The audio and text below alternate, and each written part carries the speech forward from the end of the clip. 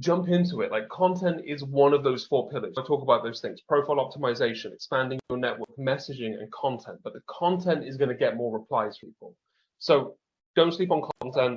If written content isn't your jam and you're thinking, I just don't want to write content, perfect news. ChatGPT exists. You don't have to write anything. You can just chuck prompts in and it will do it for you for the rest of your life. Great.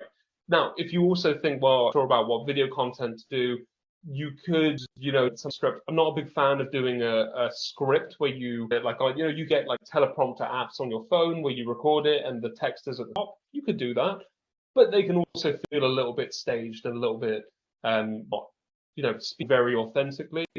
But it all takes time to feel comfortable on video. When I first started doing video content, I sucked at it. It was terrible. I look at the first videos I ever did. I hate them. I cringe. They're terrible.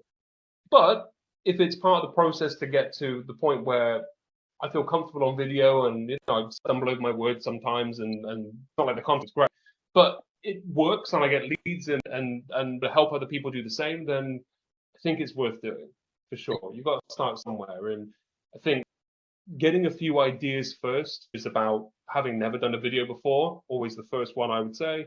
And then from there, have to think about what people ask you about your service. If you're putting together an FAQ for your website, for example, what would you want to include on the FAQ? And based on what do people ask you about what it is that you do?